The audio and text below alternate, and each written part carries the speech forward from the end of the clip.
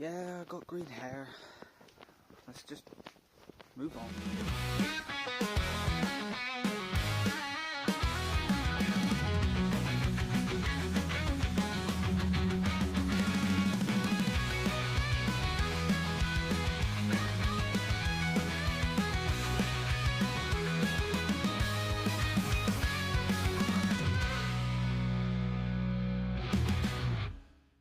Every morning, when I'm on my way to work, I always walk past the pub down there.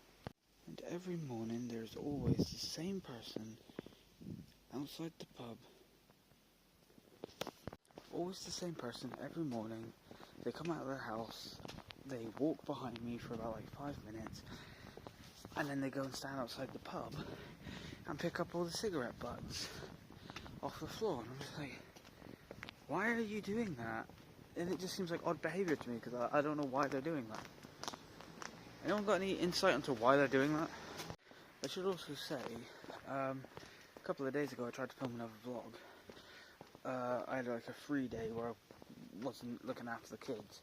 My partner took the kids over to my mother-in-law's, and I was just given a free day, and I was going to film a vlog because I had this like big idea I wanted to do, which was I was going to get the train down to Bure Alston on the Tamar Valley line and then walk back to Plymouth.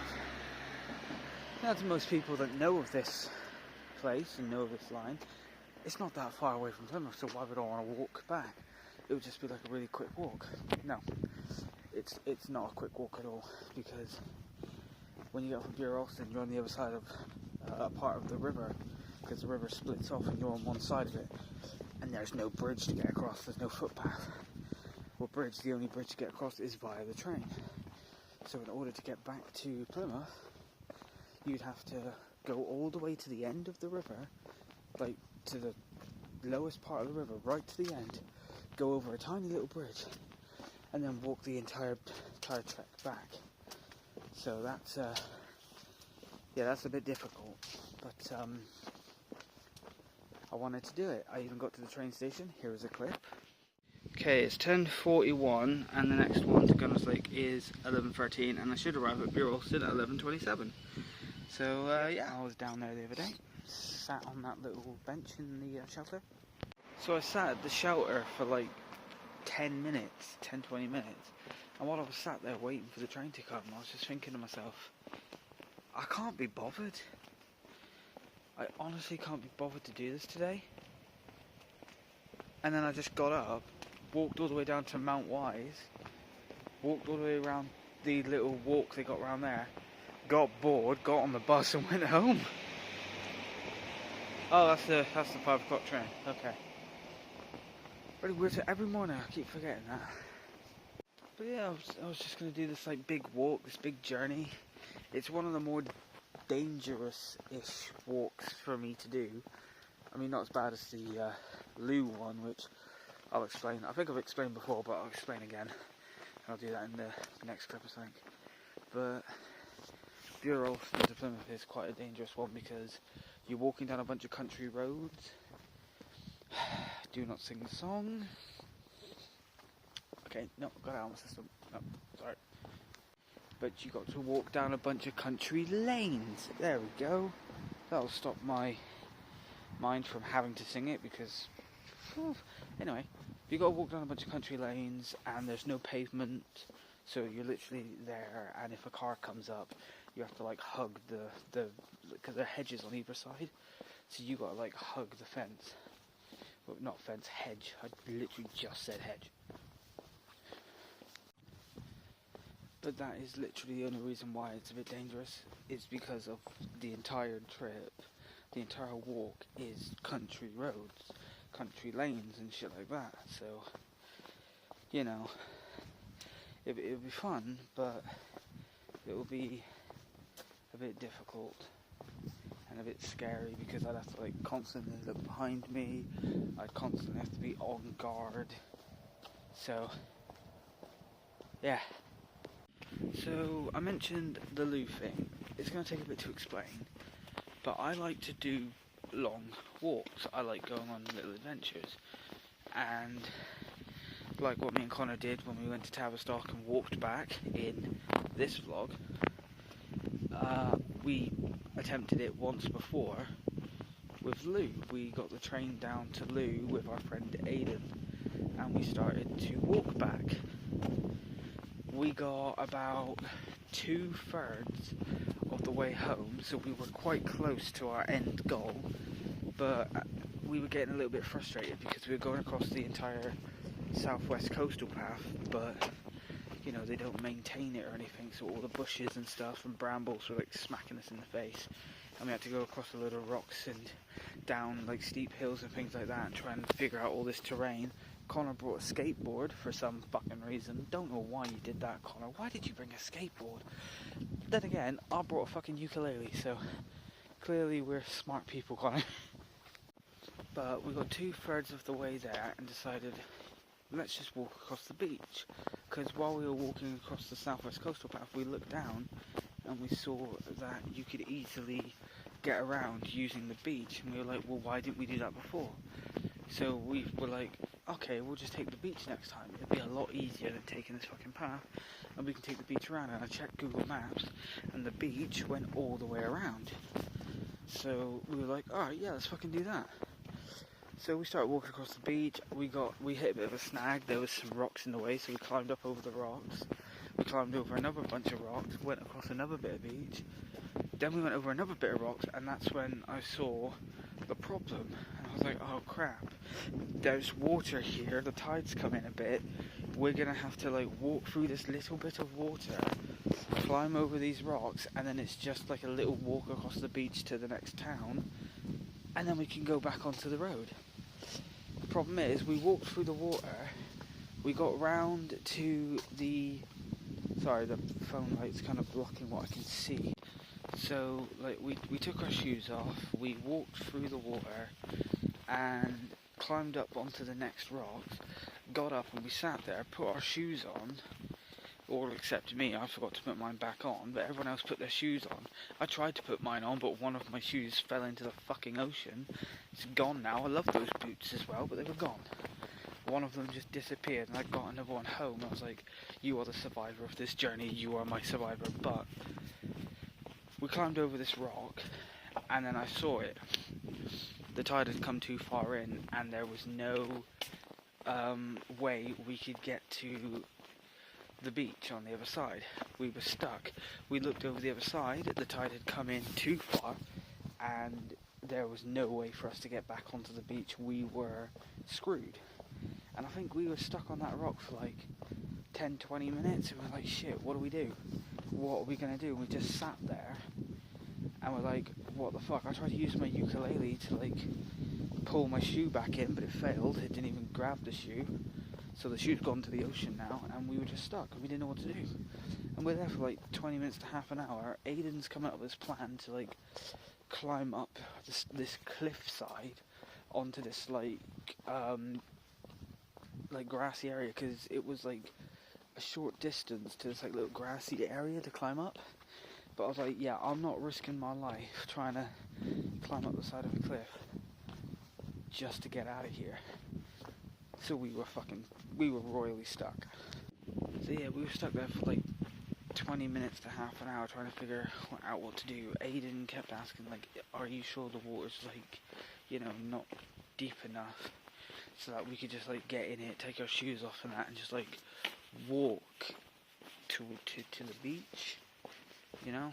And yeah, no, it was too deep. We couldn't even do that. We'd have to swim, and we'd get completely soaked, and all of our stuff would be soaked, and we were just stuck there. There was nothing we could do. I was panicking because obviously my partner was pregnant with my first child at the time, and I was like, shit, what if we get stuck out here, something bad happens, and I never meet my kid because I was being stupid. But to cut a long story short, what essentially happened at the end is I said fuck it, got my phone out and called the emergency line. And I called them about 4 or 5 times because my signal kept going, because we didn't have much signal back where we were, and it kept cutting out. And I was like, hey, we're on some rocks. They couldn't hear what we were saying. I was like, we're on some rocks. We're near this location. We're trapped, the tide's coming in, we're stuck, we need help. And I had to call them about 4 or 5 times, and every time I called them up, it's like, hey, are you the ones that were on the rocks? We just got your call. Are you the ones that are on the rocks? Out in Cornwall. I was like, yes. Yeah, that's us, okay. And they're like, okay, cool. We've got the RNLI boat coming out to get you. We've got the lifeguard, we've got the Coast Guards coming out to get you. And I was like, holy shit. And they're like, just please make yourself known, wave your hands about, just make sure they can see you. So we stood there and we tried to make ourselves as tall as possible, and we were waving to try and flag this boat down.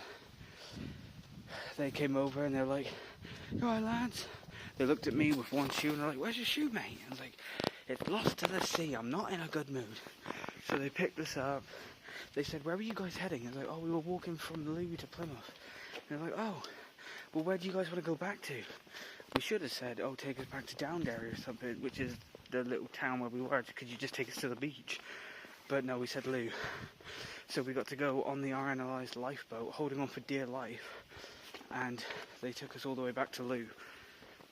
But yeah, that's essentially what happened. And then I found out a couple of days after those events that the RNLI posted up on their website they basically were like, we rescued 3 people on some rocks, and most of what they said was lies. So their report said the RNLI was deployed today from Looe to pick up 3 casualties. There were no casualties. The only life lost was my fucking boot. So there was no casualties. They said that they'd picked us up because we had I think it said we had not checked the tide times. I was like, that is true. That's the only thing of your thing that is true. We didn't check the tide times. But they said audio kept cutting out, the phone line kept cutting out, so we couldn't get an apt description of where we were. I was like, that's bullshit.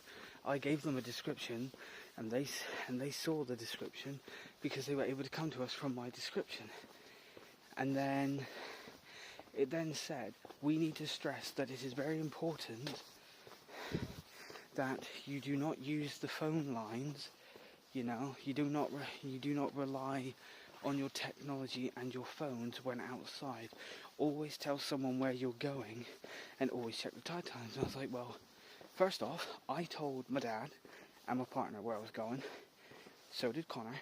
He told his parents, and Aidan, I don't know what Aidan did, but they were told. We didn't check the tide times, I'll give them that. But I did rely on my phone, because if it wasn't for my phone, nobody would have known we needed saving. And if it wasn't for me and my phone, which Connor has constantly told me that I'd saved their lives that day, don't give me that for my ego, but hero, no. But if I didn't use my phone, we wouldn't have been rescued, and we'd have been probably, swept in by the sea or something, bashed against the rocks or whatever with the waves. So yeah, their post was pretty much lies. Now, before I use up all of my time, I don't ever want to go over 20 minutes on a vlog, so some of this might be deleted, depending on how long I've rambled on for. But I did mention about other walks that I wanted to do that are quite long. I do want to redo the Looe to Plymouth walk, but this time not using the beach and not being in life-threatening situations. So there's that.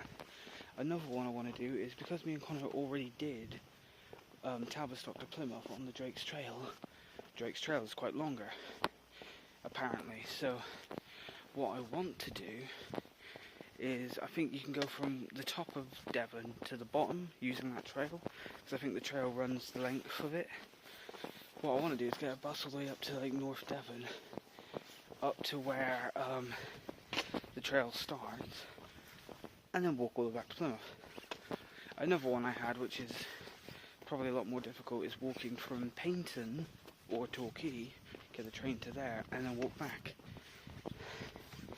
But that's going to be really long. That'll take me an entire day, so I'd have to get up at the crack of dawn like I am now, catch a train all the way to Torquay, and then I'd walk from Torquay in the morning, and then I'd probably get home at night time.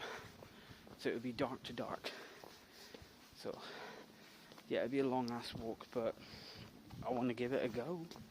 I might not make it the whole way and give up, but I can at least try. But yeah, so it's stupid ideas from me, but let's talk about something else for a second before I go. Sorry that this has been an entirely dark nighttime vlog, but I'm on my way to work and I work early morning, so deal with it. Oh boy. So not tomorrow, but the day after, I am finally going back to the dentist to get this sorted out. I don't know what the hell's going to happen. Apparently they're doing like an assessment or something, because obviously I've got a referral to go to the hospital to get like 8 of my teeth taken out. So that's going to be fun. I'm hoping, because according to my partner, they should give me something. If I keep going to these appointments, they should give me something that like puts in my mouth to replace my other teeth. So it's just like, I think sort of like dentures, but not dentures. It was something else. Like they put like it's something that goes into my mouth and it fills the gaps of my other teeth. So there's that. But I'm somewhat guessing that I'm gonna have to get like braces or something to fix the issues that I have. But yeah, I've got that on Thursday, so I'm a little bit nervous about that. Been brushing my teeth every day leading up to it, because I don't want them thinking that I don't brush my teeth. I mean, it's kind of true, but I tend to forget. But yeah, so that's something I've got to deal with. Also, if it's very windy, I'm very sorry, because it's quite windy on my face. But I'm gonna go, so thanks for watching this really dark vlog. I have green hair, look at that, isn't it lovely? I'm like the Joker. Actually, some people at work have started saying I'm the Joker. But yeah, so I'm gonna go, so thanks for watching, don't forget to scribble, scribe, and I'll see you guys in the next one.